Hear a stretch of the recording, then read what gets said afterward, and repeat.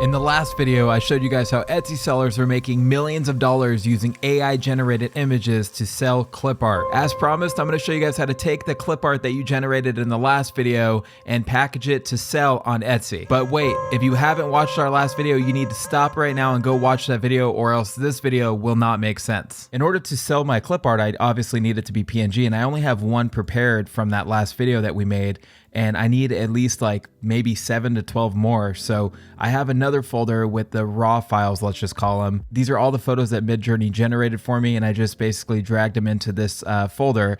And what I'm gonna do is just open them up into Photoshop by dragging them into this blank area at the very top here, and it will open it up. We can actually close this other tab now.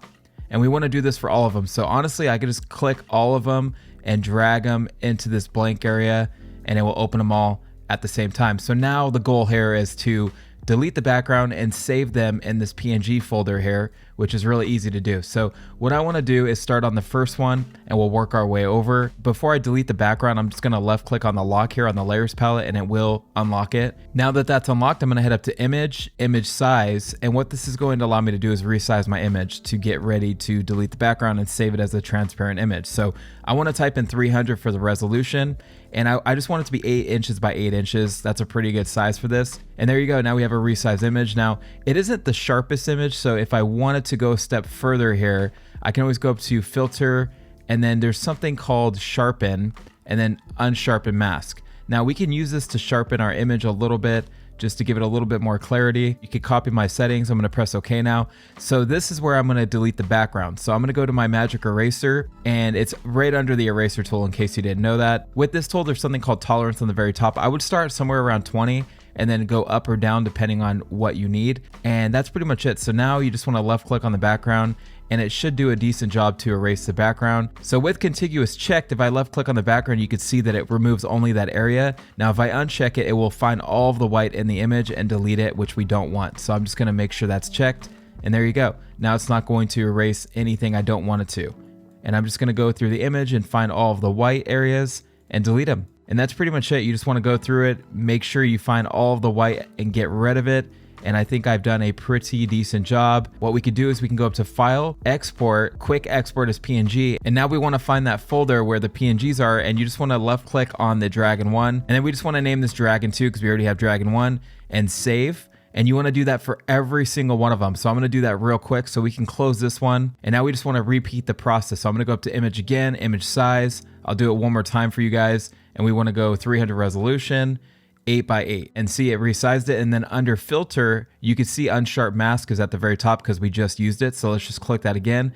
Does the same exact thing. And then on this background layer, we just unlock it. And then we go to our magic eraser, do the same exact process over and over again. Very repetitive, but you will find really quickly that you could do this fast export, quick export as PNG. And we already have Dragon 1, Dragon 2. So let's name this Dragon 3. I'm gonna go ahead and finish the rest of these so you guys don't have to watch this boring part. Now that we have all 12 images saved in a separate file, what we could do is make a cover photo for this, because when people go to buy the actual clip art, you wanna be able to present it nicely. So what I'll do is I'll go up to File, New in Photoshop, and the file size for this can be 2048 by 2048, which is a perfect square, 1:1 aspect ratio, and that's usually good for Instagram too. So it kind of works for both. So if you wanna post it to Instagram, you can to promote it. Now we need to make basically like a cover piece so people can see what this is all about. So what I'll do is I'll just press T on my keyboard and type out Fantasy Dragons. And you could pick basically any font you want. It does not matter. It could be as simple as you want it to be. It could be as complicated as you want it to be. For this one, I'm just gonna use this font because I already have it up. So let's type out Fantasy Dragons. There you go. And then we could change the letter spacing just like you would on a typical Word document, right? And there you go. So we have Fantasy Dragons. And then in a different font at the bottom, I'm gonna type out 12 PNG images. There you go. So people know that they're transparent, whatever you want, it doesn't really have to be crazy complicated. So 12 PNG images, and we could even put 300 DPI. And then you can always put commercial usage if you wanted to. That way, they know that they can use it for anything, which is going to help sell it a little bit more. So you could, structure this however you want. I'm just kind of typing this out just to have the information out there. But again, you can kind of get clever with it and format it how you want. I'm just going to make it small and put it kind of right here at the bottom. And again, it doesn't have to be special. That's the thing. You don't have to take too much time on this. It really is all about just like the art itself. So we could keep this all black and then just drag our dragons in place and kind of put them around, you know, where we want them, right? So like this one could be in the center, for example. So we can have one big dragon right here. And then, you know, you can always drag some other ones in there too and have them smaller on the left and right side.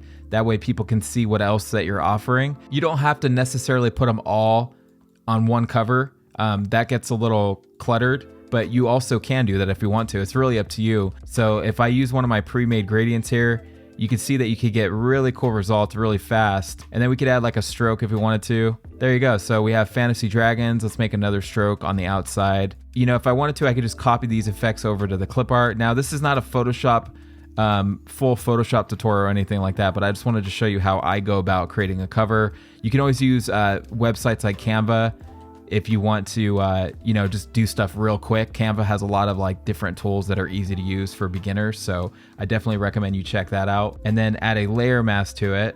And we can honestly just fade it out. I think that'd be kind of cool looking, sort of like that. So now we have kind of like a cool cover and we have our other dragons around it. So I went to unsplash.com and I'm just copying a paper background. So I'm right clicking on the image, copying image, and I'm just going to paste this in Photoshop. And this is going to act as my new background layer. And this is a really cool way of like really making your cover stand out. And now you have like a vintage look going on. Export as PNG and let's save this as a cover photo. Now all we need to do is go to a website called WeTransfer.com. When you sign up to WeTransfer.com, what you're going to do is you're going to upload your files where it says upload files, or you can select the folder. What I do is I just drag all of the files into where it says upload files. And as you can see, it says drop it like it's hot. And then you just let go. And basically, if you click on the three little dots here, you'll see that you can send a transfer email or you can get a transfer link. I'm actually going to get a transfer link, and you can always set a password as well that you can give to people after they purchase the item. But what I'm going to do is I'm just going to select 1 year for expiration, and we're going to change that in a second. And we want to make sure it's get transfer link. So now you're going to click get transfer link. If you Google Etsy file size limit, you'll see that they have a 20 MB limit, and that's not a lot. Now, if you go back to our file that we just uploaded to WeTransfer, you'll see that we have 12 files, 65.4 MB. Now that's not going to work. So what we need to do is create a PDF document. Now, if you're using sites like Shopify, you probably won't have this issue, so you might not need to do this step. But if you are running into this issue, here's how you overcome it. So this link is going to be very important in a second, but first let's go back to Photoshop and let's go File, New, and let's open up a print document and we'll just make it a letter. So let's left click on that and click create, or left click on this twice to open it. And we can honestly drag everything over to this new document because I really like the way it looks. So we'll use that to our advantage. Maybe the information we can have a little bigger since we have the room for it. And then in the center, I'll just drag out a rectangle and we'll make it thinner. And this will be where they can click the link. So we'll just make a little box for it with a little bit of a stroke. And it doesn't have to be perfect. Doesn't have to be perfect, you know, but you guys get the point. Now let's go copy this link and go back to Photoshop now. Now with that link copied, let's go to our type tool in Photoshop and let's just left click and drag out a box about this big. This is a text box right here. And let's change the font to Helvetica. That way it doesn't default to that other font that we were using. And let's paste that in place. Now, obviously it's not going to look right because we have to reformat it. So what we'll have to do is we'll have to change the font size to like, let's say 48.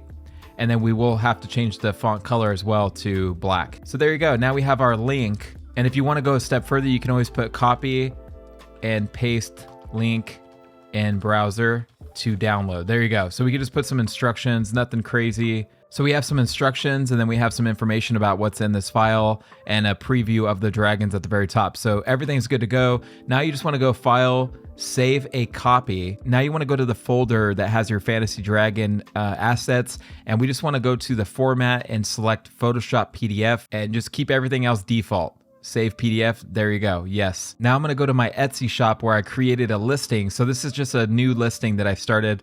Everything's like really easy. So once you start an Etsy and open up a shop, it will prompt you to create a new listing. So you're gonna see exactly what I see here. So we're gonna click this button that says add a photo. Now we wanna locate our cover photo, which is what we just made. So let's left click on that and open it. And there you go. Now we have our first photo. And if you want to add any other photos, that's completely up to you. I'm just going to add the cover photo for now. And we can always adjust the thumbnail if we need to, but I'm not going to. This looks fine. And if we go down now, you're going to see listing details. This is where you type out what we want to display on our listing. So this is going to be called Fantasy Dragons Clip Art. And then we could put like a line or something and put transparent, whatever you want, 300 DPI. And then under category, you just want to select digital. That's what I would recommend. All this other stuff you can fill out if you want to. If there's a holiday or a special occasion, you can always put that there. You want to make sure you select the digital since this is a digital file. And then under tags, you obviously want to put drag in. Whatever tags are relevant, you just want to make sure they're there. For the quantity, you can always start off with like 500.